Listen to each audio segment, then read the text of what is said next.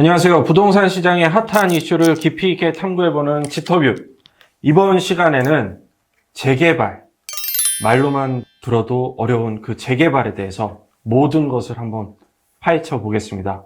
국내 최대 부동산 커뮤니티, 가입자 60만, 유튜브 구독자 4만, 부동산 스터디의 강영훈 대표 모셨습니다. 안녕하세요. 안녕하세요. 네.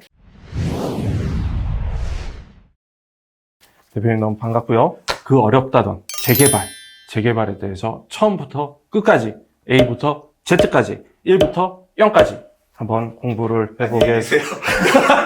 못 읽어가는 거예요. 자, 일단 저부터 재개발을 거의 몰라요. 굉장히 일부만 알고 있는 이 어려운 투자 또는 어려운 방식이라고 할 수 있죠.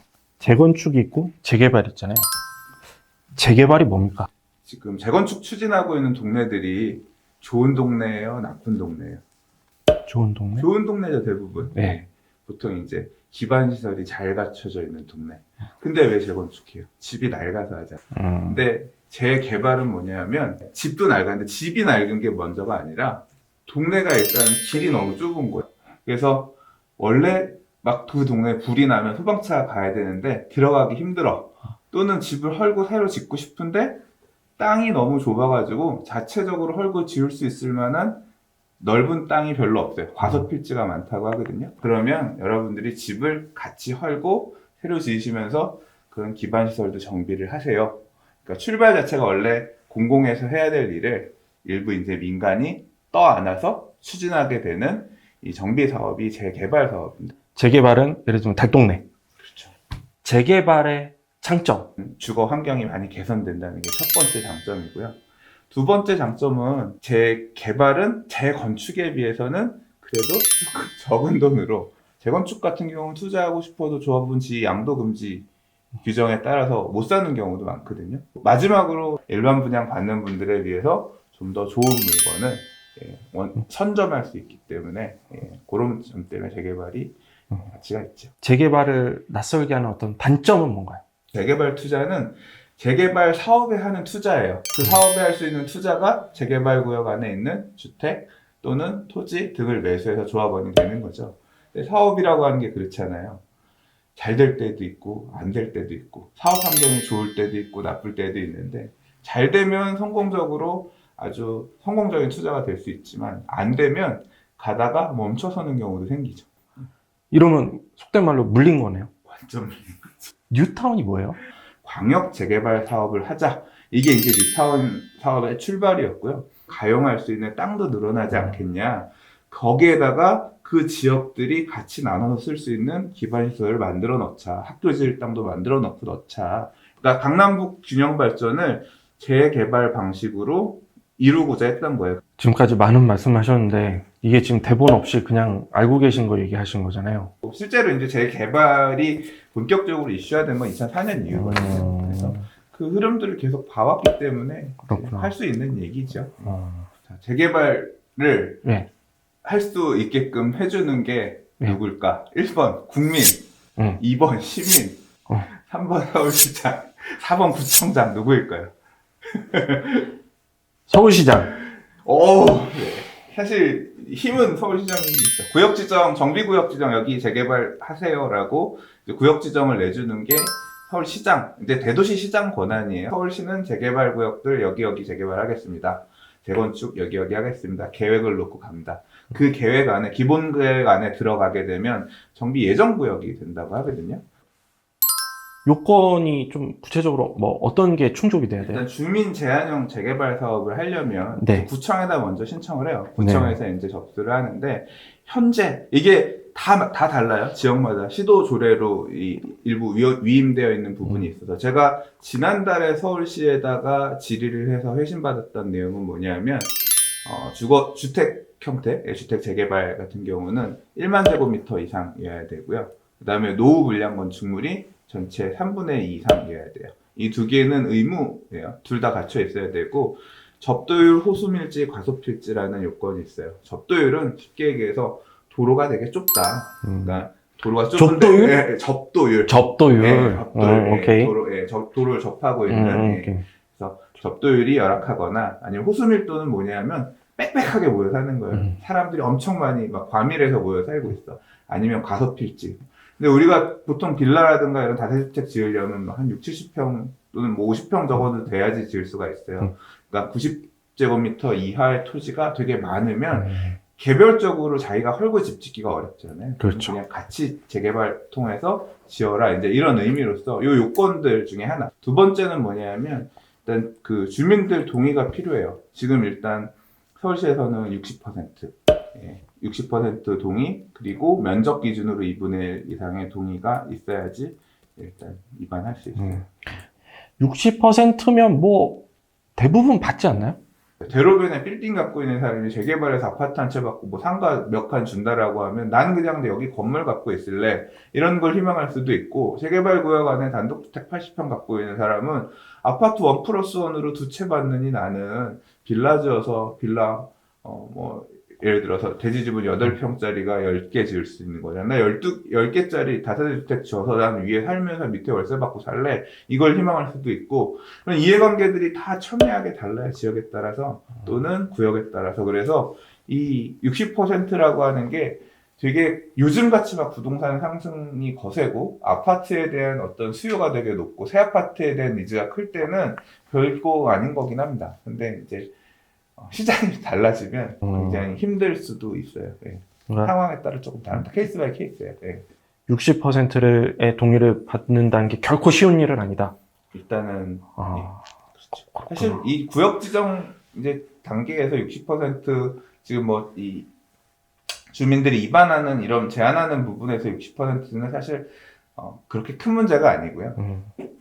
이후 단계 조합 설립 인가 단계에서 4분의 3 동의를 받는 게 이제 거기서부터 사실은 이제 문제죠. 사업 시행하게 되는 주체가 만들어진 조합을 설립하든 아니면 사업 대행자 지정을 하기 위해서 동의를 갖추든 할 때 75% 이제 거기에서 많이 힘들죠. 오래 걸려요. 그리고 A라는 동네가 재개발 요건을 갖췄다고 했을 때 재개발을 추진하는 어떤 절차가 있을 거 아니에요. 네. 그게 어떤 절차인지를 아는 상태에서 투자를 하는 거랑 그걸 모르는 상태에서 투자를 하는 거랑 좀 리스크가 다를 것 같은데 투자를 해야 무조건 되잖아요. 알고 해야죠. 무조건 알고. 그러면 재개발을 추진하는 절차가 좀 간단히 설명해 주시면 어떻게 돼요? 짧게 얘기해볼게요. 네, 아까 최대한. 말씀드린 기본계획 단계가 있고요. 네. 예정구역. 그렇죠. 거기가 노후불량 건축물 숫자, 그러니까 정비구역 지정 요건을 갖춘 상태에서 서울시장님이 구역 지정을 내주게 되면 그 다음에 이제 사업을 추진할 주체들을 만드는 게 중요합니다. 그게 조합 설립 단계예요. 4분의 3, 면적 2분의 1 이상의 동의를 통해서 조합 설립, 사업 추진 주체가 만들어지면 그 다음에 서울시 같은 경우는 집을 어떻게 지을지를 정합니다. 건축 심의를 받아서 사업 시행 계획 인가라는 걸 받아요. 사업 시행 계획 인가를 받으면 재개발 구역 안에 어떻게 지을지에 대한 세부적인 디테일이 나옵니다. 그러면 그 이후에 어떻게 지을지에 대한 내용을 가지고 이 아파트 져줄 사람 시공사를 선정합니다. 시공자를 선정하면 시공자랑 얼마에 지을지 이런 거에 대한 계약 나오잖아요. 그 이후에 이제 분양 신청을 합니다. 조합원들 대상으로 이렇게 우리가 집 짓기로 했는데 어떤 거 받으실래요? 토지등 소유자한테 분양 신청을 받아요. 이때 분양 신청한 내용을 기준으로 해서 조합원들이 받을 물량들 빼고 남는 물량들은 일반에 팔아야죠. 일반에 얼마에 팔 건지, 조합원한테는 얼마에 줄 건지 등등 이 관리처분 계획이란 걸 수립해서 그 내용을 이제 구청장님한테 인가를 받게 되면 그 다음에 이제 이 관리처분 인가 단계에서 수익 얼마 정도 수익 날 것 같다, 손해가 날 것 같다, 어떻게 분배를 하면 될 것 같다, 이 내용들이 정해집니다.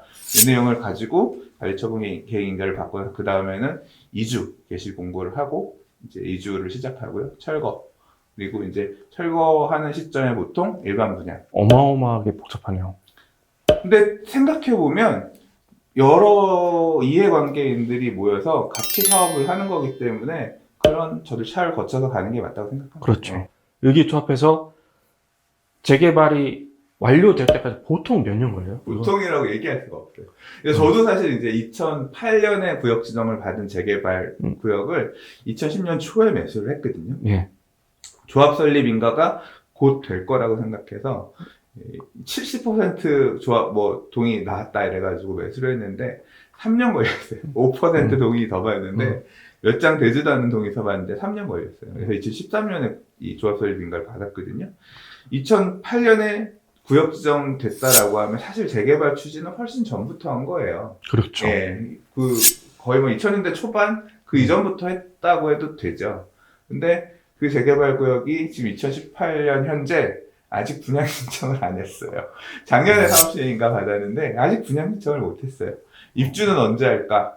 저는 뭐 5년 안에 힘들 것 같거든요. 정말 그냥 하세월인 곳도 많고 네. 빨리 된 곳은 그리 많진 않고. 빨리 된 곳은 못 본 것 같아요. 야, 진짜 이게 무슨 와인 싱글 몰트 위스키 이런 것도 아니고 네. 숙성을 엄청 하네요. 2012년 이후에는 이제 해제된 곳들이 많거든요. 여러 가지 이유로 해제된 지역들이 많죠. 그럼 주민이 원해서 해제된 거 외에 다른 이유로 이렇게 해제된 경우도 있어요? 이제 예를 들자면 사직 2구역이나 5긴 1구역 같은 곳은 네. 이 지역은 좀 역사 문화적인 이유로 보존을 해야 되는데 이렇게 재개발을 가게끔 한 게 문제다라고 해서 이제 해제를 한 사례들이 사실 주민들 입장에서 억울할 수 있거든요. 구역 지정은 이전 서울시장이 해줬고 지금 서울시장은 갑자기 역사 문화적 보호 가치가 있으면 그때 하지 말라고 하지 왜 다 해놓고 돈 이제까지 실컷 쓸 만큼 썼는데 지금 와서 하지 말라고 하냐. 이제 이런 내용 때문에 행정소송들 걸려 있기도 하고 그래요. 이제 그런 사례도 있고. 항상 해제가 될 수도 있고 사업 진행이 지지부진할 수도 있고 이게 투자 측면에서는 굉장히 어찌 보면 위험성이 높은데 네, 리스키한 투자죠. 네, 리스크가 있는데 재개발 투자를 어떤 시점에 들어가야지 이 리스크를 최소화하고 이제 안정성을 높일 수 있어요? 보통 조합 설립 인가 또는 이제 사업 시행 인가 단계에서 투자하시는 분, 이후에 투자하시는 분들은 그런 큰 리스크가 어느 정도 거친 상태에서 가기 때문에 장기 투자를 보고 실수요자들이 들어오신 분들이 많습니다. 새 아파트를 사고 싶은데 너무 비싸. 아파트 청약을 해서 분양을 받고 싶은데 나는 가능성이 없어. 그러면 적어도 조합 설립 인가 났거나 또는 사업 시행 인가가 나서 사업 시행 인가 받으면 시공사 선정까지도 가잖아요. 그러면 시공사가 어디가 져주는구나, 몇 세대 짓는구나, 조합원 수 몇 명이구나 등등 확인할 수도 있는 내용 검토하고 나서 이제 실수요 목적으로 갈아타기. 내가 지금 살고 있는 아파트에 나중에 새 아파트 되면 넘어와야지. 이런 수요들이 많이 들어오고 그런 투자자들은 굉장히 장기 투자를 하는 편이죠. 그러면 나는 실입주가 아니라 좀 시색 차익을 좀 보고 싶다. 네.